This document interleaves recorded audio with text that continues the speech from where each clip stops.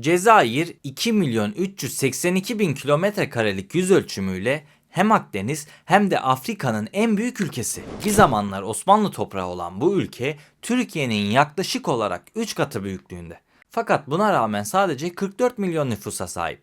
Bu kadar devasa toprakları olan bir ülke için elbette bu kadar nüfus oldukça az.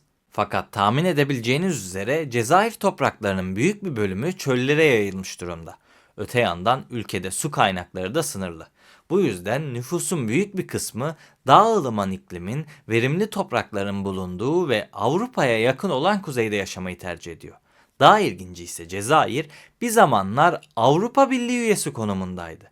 Nasıl mı? Videoyu beğendiysen anlatmaya başlıyorum.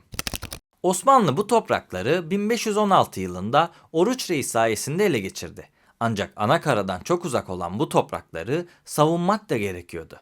İspanya'nın hakimiyeti altında bulunan Tilimans'ı elde eden Oruç Reis bu toprakları 7 ay boyunca savunsa da yerli halkın desteğini bir türlü kazanamamıştı. Bu nedenle şehirden ayrılmak isterken askerleriyle birlikte vefat etti.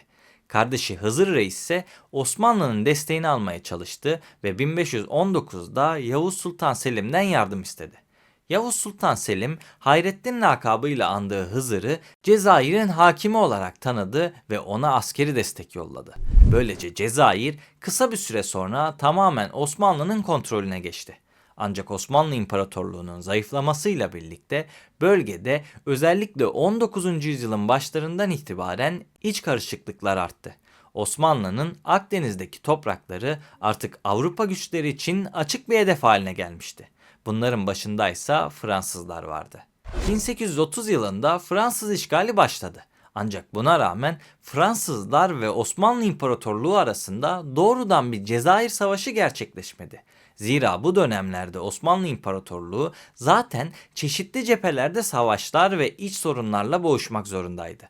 Özellikle 2. Mahmut döneminde devlet otoritesi ciddi bir zayıflama içerisindeydi ve devletin çeşitli yerlerinde isyanlar yaşanıyordu.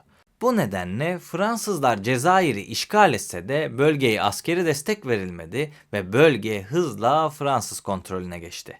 5 Temmuz 1830'da ise Cezayir şehrinin ele geçirilmesiyle Fransızların Cezayir'deki sömürge dönemi resmen başlamış oldu. Ancak böyle görünse de Emir Abdülkader idaresindeki isyan hareketi sonucunda Fransızlar Cezayir'in tamamını ancak 1847 yılında ele geçirebilmişti. Ardından Osmanlı yönetimi Fransız işgalini tanımak zorunda kaldı ve Cezayir üzerindeki haklarının sona erdiğini ilan etti. Böylece Cezayir bir Avrupa devletinin mülkü haline geldi ve bu durum 120 yıl boyunca devam etti. İkinci Dünya Savaşı sonrası 1957 yılında Roma Anlaşması'yla Avrupa Ekonomik Topluluğu kuruldu. Bu yapı günümüzdeki Avrupa Birliği'nin öncüsüydü. Bu topluluk Avrupa'da barış ve istikrarı sağlama amacıyla Belçika, Fransa, İtalya, Lüksemburg, Hollanda ve Batı Almanya tarafından kuruldu. Bu dönemler Cezayir ise Fransız toprağı olarak sayıldığı için Cezayir de dolaylı olarak bu birliğin bir parçası sayılıyordu. Ancak bu çok uzun soluklu bir macera değildi. Zira o dönemlerde Cezayir adına bağımsızlık istekleri dillendiriliyor ve bu amaç doğrultusunda silahlı direnişler gerçekleştiriliyordu. Bu isyan kısa zamanda tüm Cezayir geneline yayıldı. 1 Kasım 1954 tarihinde başlayan bu süreç Fransa yönetiminin 28 Ağustos 1955'te olağanüstü hal ilan etmesiyle devam etti. Fakat Cezayirliler 19 Eylül 1958 yılında Kahire'de bir araya geldi ve burada bağımsız Cezayir Cumhuriyeti'ni ilan etti. Hemen ardındansa Ferhat Abbas başkanlığında oluşturulan geçici bir hükümet kurdular. Sürecin devamındaysa 18 Mart 1962 yılında Evian Anlaşması imzalandı ve böylece ateşkes ilan edildi. Anlaşma şartlarına göre 1 Temmuz 1962 tarihinde referandum yapıldı ve bu referandum sonuçlarına göre Cezayirlilerin %91'i bağımsızlık lehine oy kullandı. Böylece Cezayir nihayet bağımsız bir devlet olabilmişti. Fakat bu sırada Avrupa Ekonomik Topluluğu yani AYT 1970'ler ve 1980'ler boyunca yalnızca bir ticaret kulübü olarak kalmadı. Ekonomik işbirliğini derinleştiren, siyasi ve hukuki etkileri giderek artan bir yapıya dönüştü. Özellikle Soğuk Savaş döneminde Batı Avrupa'yı ortak bir ekonomik çatı altında toplamak AYT'nin temel stratejik hedeflerinden biriydi. Bu noktada günümüzde yeniden dünya gündemine oturan Grönland meselesi oldukça çarpıcı bir örnek sunuyor. Bilindiği üzere Grönland, Danimarka Krallık Birliği'nin bir parçası. Coğrafi olarak Kuzey Amerika kıtasında yer almasına rağmen siyasi ve hukuki olarak Avrupa'ya bağlı.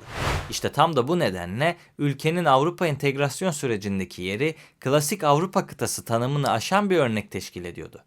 Grönland bugün Avrupa Birliği üyesi değildir. Ancak bu durum her zaman böyle değildi.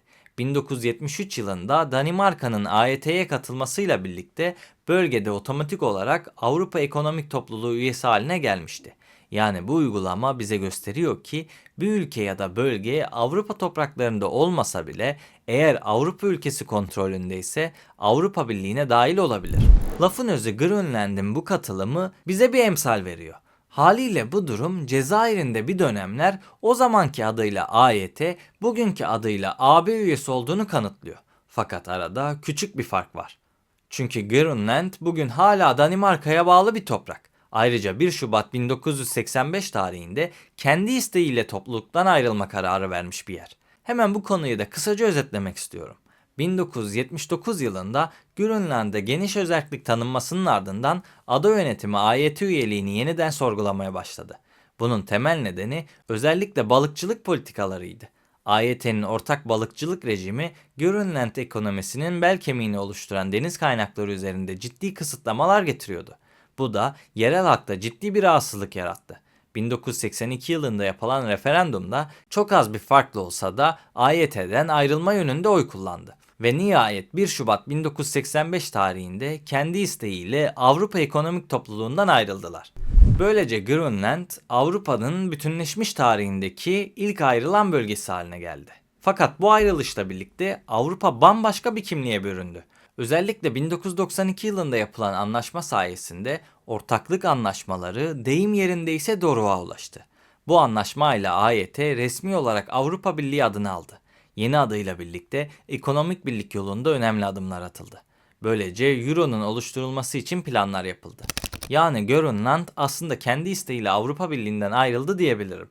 Fakat Cezayir hiçbir zaman böyle bir karar almadı ve AYT'den ayrıldığını açıklamadı. Grönland Danimarka'ya bağlı özerk bir topraktı. Cezayir ise uzun yıllar boyunca Fransa'nın ayrılmaz bir parçası olarak kabul edildi. Çünkü 1830'dan itibaren Fransa, Cezayir'i klasik bir koloni gibi değil, deniz aşırı Fransız toprağı olarak yönetti. Hatta hukuken Cezayir, Fransa'nın vilayetlerine ayrılmıştı. Fransız anayasasında Fransız toprağı olarak kabul görüyordu ve Paris'teki mecliste Cezayir'i temsilen milletvekilleri bulunuyordu. Yani kısaca kağıt üzerinde Cezayir, Marsilya veya Lyon'dan farklı değildi. Bu yüzden 1957 yılında Fransa Avrupa Ekonomik Topluluğunu kuran Roma Anlaşması'nı imzaladığında Cezayir de otomatik olarak AYT toprağı sayılmıştı. Çünkü AYT hukuku bize şunu diyor: bir üye devletinin toprağı neresi ise AYT toprağı da orasıdır. Bu nedenle Grönland'ın AYT üyeliği siyasi tercihlere açık bir statüydü. Cezayir'in AYT üyeliği ise zorunlu ve otomatikti. Cezayir'in ayrılma hakkı yoktu çünkü ayrılmak demek aslında Fransa'dan tamamen kopmak demekti. Bu da AYT'den değil, devletin kendisinden ayrılmak anlamına geliyordu. 1962 yılında Cezayir bağımsızlığını kazandığında yaşanan şey de tam olarak buydu. AYT'den değil, Fransa'dan kopuş. Dolayısıyla Grönland kendi isteğiyle topluluktan ayrılırken Cezayir ise üye devletten koptu. İşte bu ayrım çok kritik. Bu nedenle kimilerine göre Cezayir teorik olarak hala bir Avrupa Birliği üyesi. Kimilerine göre ise hiçbir zaman AB üyesi olmadı. Ama örneklerle anlattığım üzere bu konu emsal kararlara açık bir konu, ayrıca çok derin ve karmaşık bir yapıya sahip. Peki sen bu konular hakkında ne düşünüyorsun? Fikirlerini yorumlarda belirtmeyi ve videoyu beğenerek bana destek olmayı unutma. Hiçbir YouTube kanalının değinmediği konuları büyük bir keyifle araştırıyor ve videolaştırıyorum. Emin olun bundan çok keyif alıyorum. Eğer siz de bana destek olmak isterseniz 200.000 abone hedefimde kanala ücretsiz bir şekilde abone olabilirsiniz. Beni buraya kadar dinlediğin için teşekkür ederim. Bir sonraki videoda görüşmek üzere. Kendinize iyi bakın. Sağlıkla ve barışla kalın.